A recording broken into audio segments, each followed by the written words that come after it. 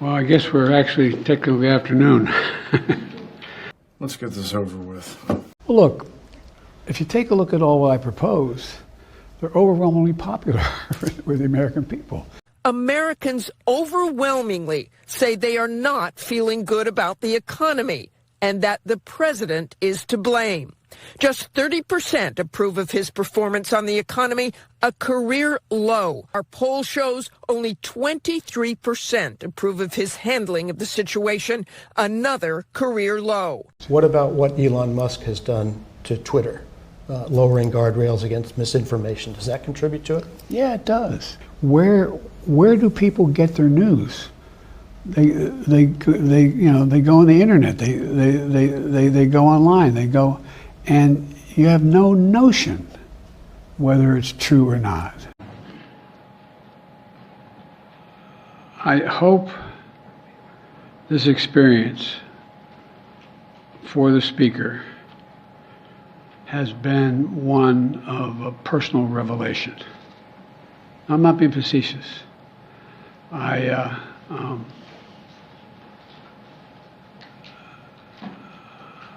Anyway, we have the strongest economy in the world today. The strongest economy in the world. Right now, on the big picture on the economy, 74% of the country, that's about 3/4 of Americans, who say the economy is either not so good or downright poor. Speakership is now at risk. Should Democrats vote to help him keep that job? I don't have a vote on that matter. I'll leave that to the leadership of the House and the Senate. You know, protect we have transformational investments we're already making to deal with the climate crisis. But I also think that we should be engaging people more and not be worried about our neighbor. Talk to them. Sit down and say, what do you think? Well, and not get in arguments, but say, this is what you say this, but how about this? And force people to get in a two-way conversation. But it's hard. You can sign up for the SAVE plan at studentaid.gov/save.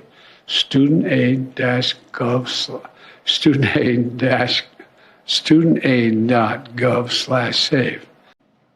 I have spoken with Zelensky, and everything he's asked for, we've worked out. The argument we reached was all about what comes next, but we had an agreement. We reached an agreement over the weekend. I joined with Minority Leader Jeffries. Whether or not that they're asking you, what's your advice to the next House Speaker?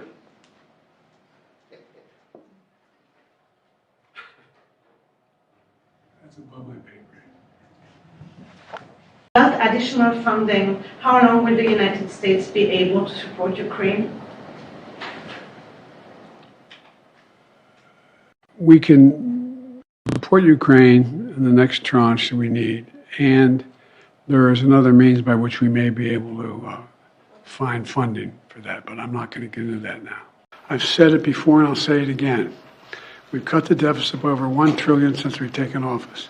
Laws that I sign will cut it by another $1 trillion over the next 10 years. Last I looked, $1.62 trillion deficit for the first 10 months of this fiscal year. Unbelievable. And interest on the debt this fiscal year, 10 months in, is already up 15.5%. 15.5%. That under Bidenomics, you won't have to leave home now to get a good job. Sure, buddy. And they also increase, they also increase corporate growth. Well, we've got uncertain economic conditions that you talked about, heavy debt loads, and that's contributed to the highest level of bankruptcies in 13 years. And inflation is coming down at the same time. It's down 60% since last summer. The inflation big picture telling a much different story, though. Take a look. Overall inflation is up nearly 16% from January 2021 when Biden took office. Well, first of all, you just heard the news today, too. They haven't heard it. I think the people, those 300,000+ people who got jobs, feel better about the economy. Look, I got to choose my words here. You all are not the happiest people in the world. What you report. And I mean it sincerely. it gets you get more legs when you're reporting something that's negative. I don't mean you're picking on me, or I'm just the nature of things. You turn on the television, and there's not a whole lot about boy saves dog as he swims in the lake, to say, it's about, somebody pushed the dog in the lake. I mean, I get it, but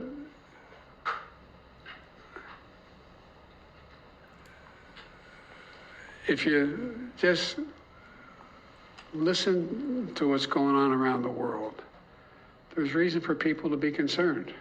The American people are smart as hell and know what their interests are. I think they know they're better off financially than they were before. It's a fact. These numbers are simply staggering for the sitting president.